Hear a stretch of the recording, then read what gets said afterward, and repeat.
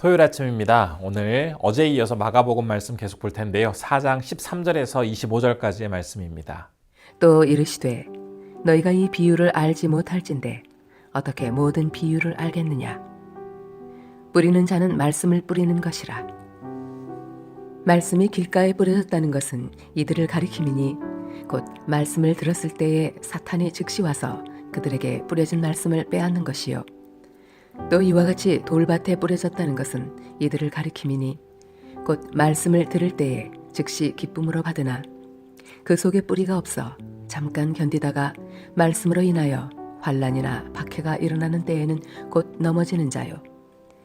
또 어떤 이는 가시떨기에 뿌려진 자니 이들은 말씀을 듣기는 하되 세상의 염려와 재물의 유혹과 기타 욕심이 들어와 말씀을 막아 결실하지 못하게 되는 자요. 좋은 땅에 뿌려졌다는 것은 곧 말씀을 듣고 받아 30배나 60배나 100배의 결실을 하는 자니라. 또 그들에게 이르시되 사람이 등불을 가져오는 것은 말 아래에나 평상 아래에 두려 함이냐 등경 위에 두려 함이 아니냐. 드러내려 하지 않고는 숨긴 것이 없고 나타내려 하지 않고는 감추인 것이 없느니라. 들을 귀 있는 자는 들으라. 또 이르시되 너희가 무엇을 듣는가? 스스로 삼가라. 너희의 헤아리는 그 헤아림으로 너희가 헤아림을 받을 것이며 더 받으리니 있는 자는 받을 것이요 없는 자는 그 있는 것까지도 빼앗기리라. 오늘 말씀은 앞에서 살펴보았던 예수님이 비유로 이야기하셨던 4가지 밭에 뿌려진 그 씨와 관련된 내용을 이제 주님께서 해석해 주시는 그러한 부분인데요.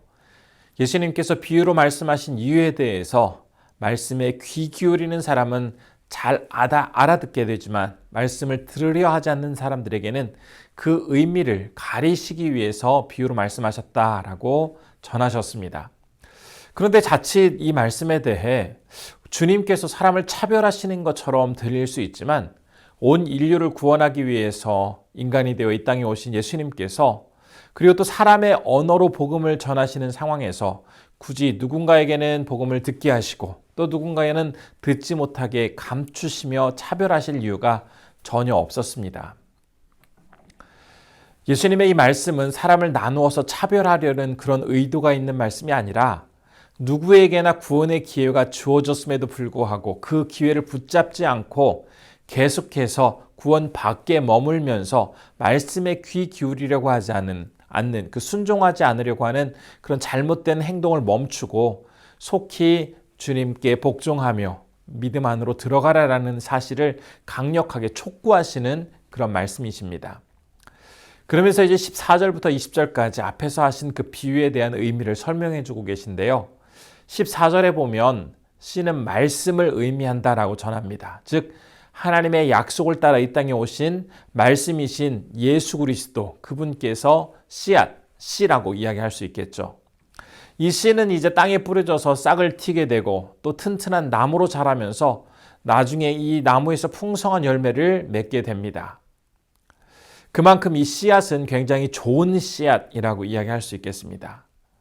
이 씨앗은 사람에 대한 어떤 차별 없이 모두에게 공정하게 각 사람의 밭에 마음밭에 뿌려지게 됩니다.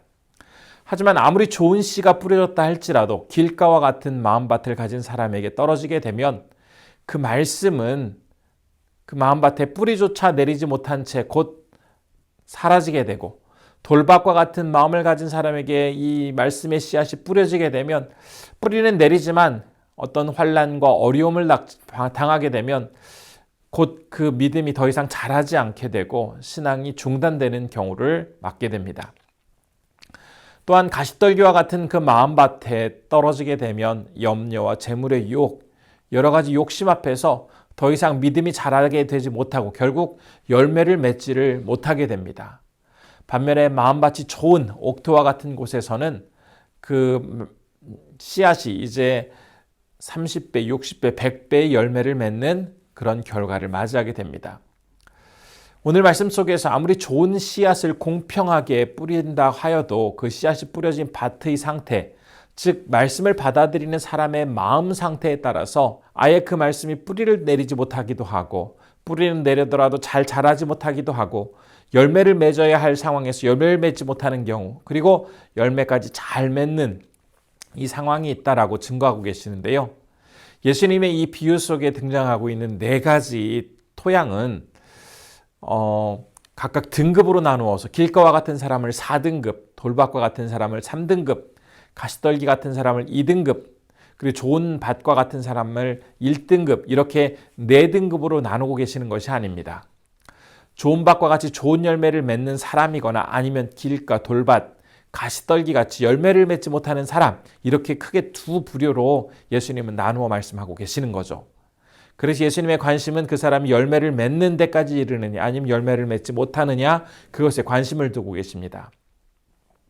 그래서 좋은 밭에서 좋은 열매를 맺는 사람은 하나님 나라에 들어가게 되지만, 반대로 나머지 3가지 경우에는 열매를 맺지 못하는 그 3경우는 결국 하나님 나라에 들어갈 수 없는 사람이다라고 증거하고 계십니다. 예수님의 이 비유는 보편성, 개별성, 선택성의 3가지 특성이 있다라고 어제 말씀을 드렸는데요. 누구에게든 기회가 동일하게 다 보편적으로 열려 있지만 각 사람이 어떻게 반응하느냐에 따라, 개인의 그 특별한 상황에 따라서 결국 최후의 날에 천국에 들어갈 수 있는 사람은 전체 모두가 아닌 선택된 사람으로 한정되게 된다라는 사실을 오늘 이 말씀은 우리에게 전해주고 있습니다.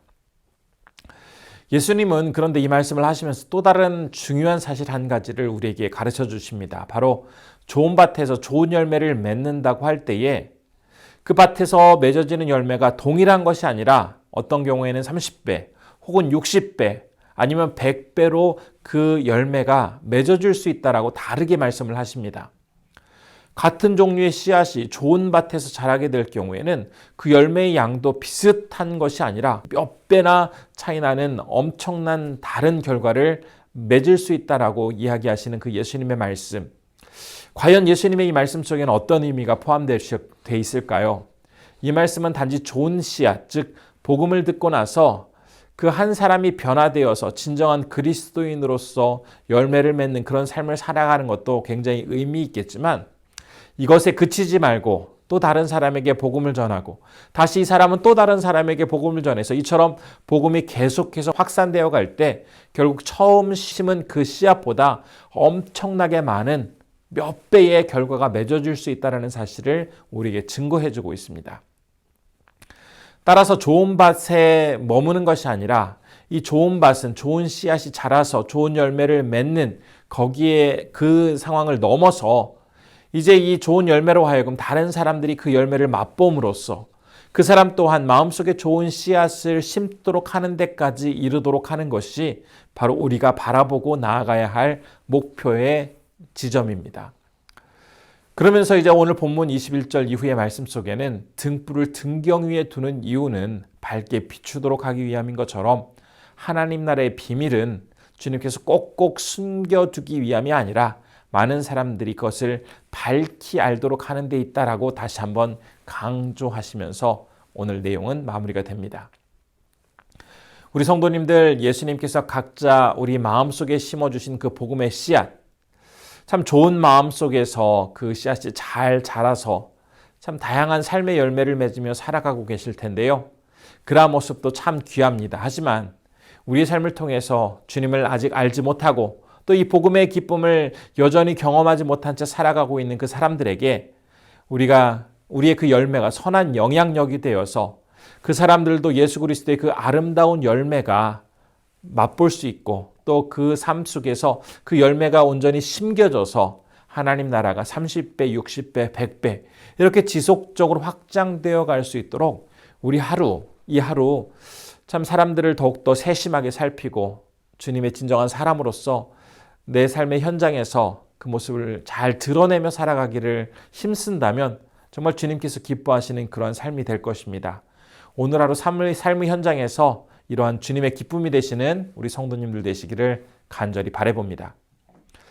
이 시간 기도할 때 첫 번째로 옥토와 같은 우리의 마음밭에 복음의 귀한 씨앗이 잘 자라나서 주님께서 기뻐하실 삶의 열매를 통해서 30배, 60배, 100배로 복음이 확산되어 나아갈 수 있도록 우리를 붙잡아 주옵소서라고 기도해 주시고요.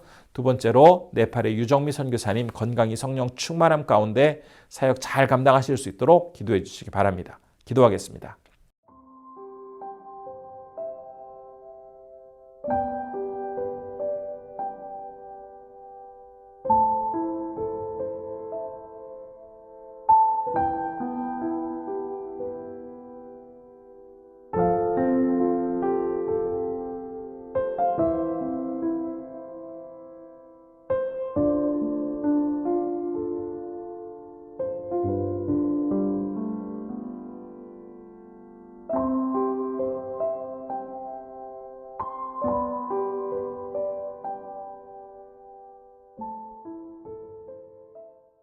존귀하신 아버지 하나님, 오늘 주님께서 천국의 비밀을 이제 씨 뿌리는 비유를 통해서 말씀해 주셨습니다.